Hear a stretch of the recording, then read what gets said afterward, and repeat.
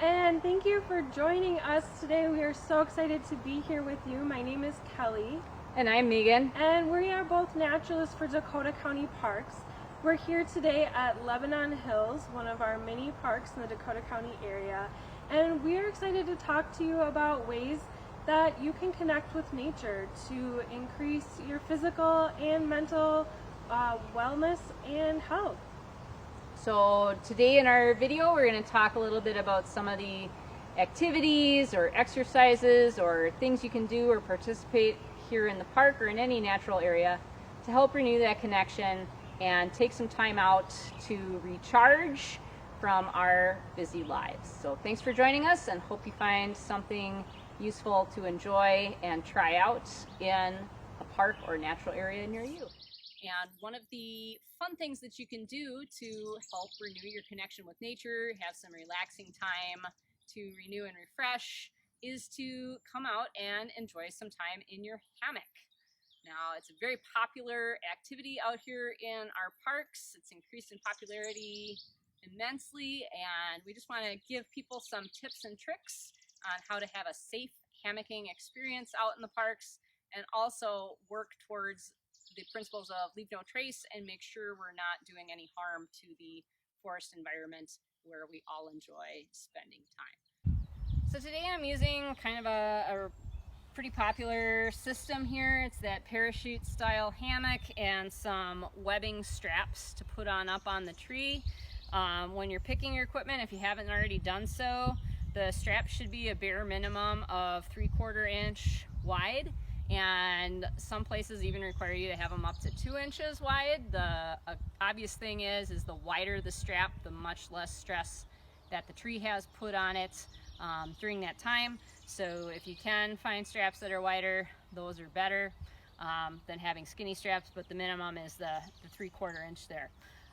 So what you want to do when you're picking your spot and your trees, maybe lay your hammock out. If you haven't done this a lot, lay your hammock out and make sure that it's going to fit between the two trees and it's got a good distance on there. And then choosing your trees themselves, the kind of bare recommended diameter for your tree is about 6 inches, which gives it a circumference of between 18 to 20 inches. I'm not a good gauge of size, so I like to do another rule of thumb that I learned, and that is, for you, look at how thick your thigh is and how big around your thigh is, and pick a tree that's at least as thick as the top of your leg. And that way it's proportional to your body size, and you've got a tree that's going to support you, and it's also going to be less stressful for the tree to have, if you're a bigger person, to have a bigger tree on that. But the bare minimum is 6 inches. To kind of give me an idea on that, I have those marked off on my strap here, and here's the 6-inch diameter. That's how big around your tree should be. And then for me, that's my upper leg diameter there that I have marked off. So I know when I go pick a tree, even if I can't judge it very well just by looking at it, that I have kind of a rough idea that it's the right size for me for that. Now, when you go to hang your hammock, just for safety reasons, they kind of recommend that you don't be too much more than 18 inches off the ground. The parachute hammocks are a lot more forgiving than the old school rope hammocks, but it's still nice to have, to not be far off the ground.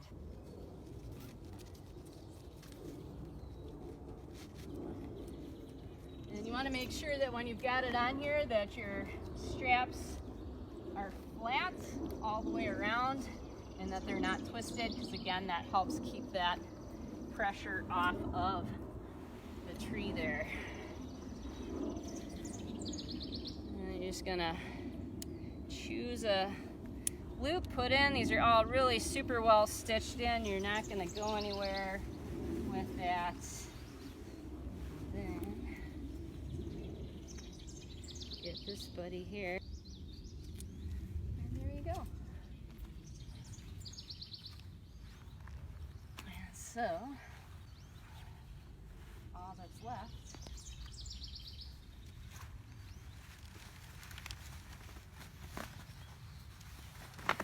is to get in and enjoy.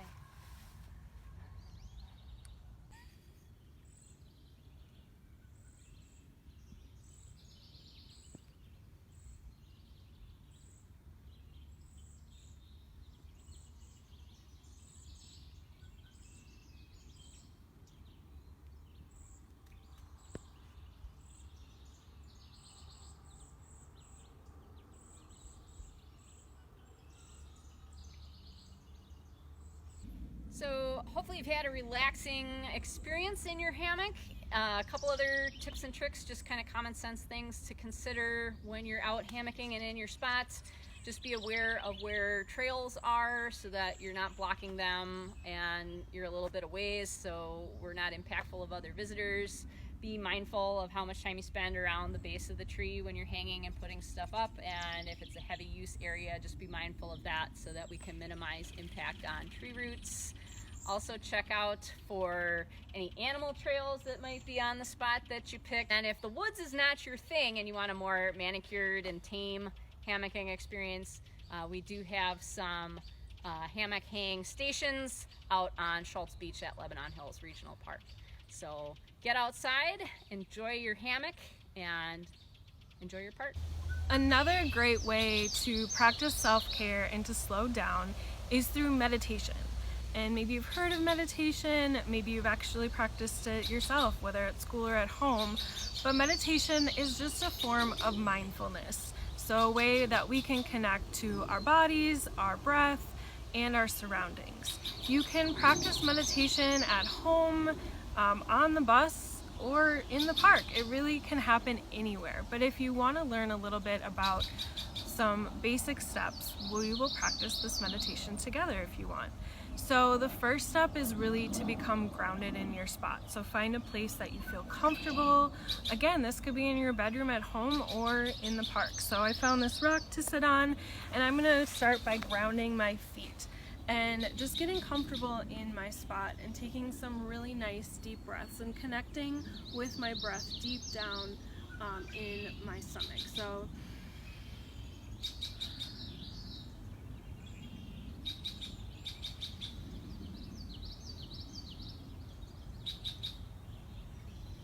and you can just feel yourself starting to calm down, start to feel your breath as you slow down, and you can start to hear the sounds around you, whether it's bird calls or the sounds of the wind in the trees.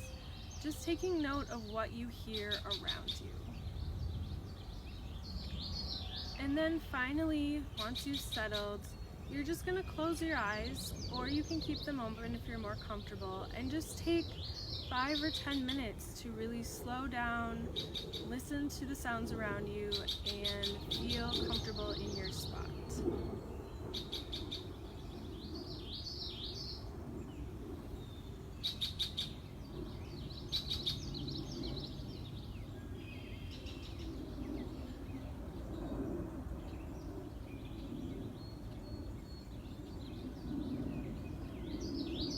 Another fun activity to do to reconnect with nature and the world around you is to go out and build a fort or a shelter or a little space for yourself, maybe a few friends, to just hang out and have that kind of private area out in nature, in the park, in your yard, or wherever you want to do it. When you do go to build your shelter, just always make sure that you're using dead, down, found material, and we're not taking anything off of a living tree or plant to use for the shelter.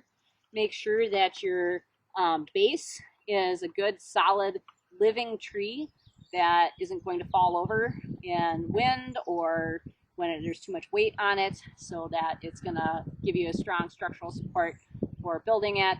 And that when you put up your material, that you really pay attention to bracing it well so that it's structurally sound for you to hang out underneath it and inside.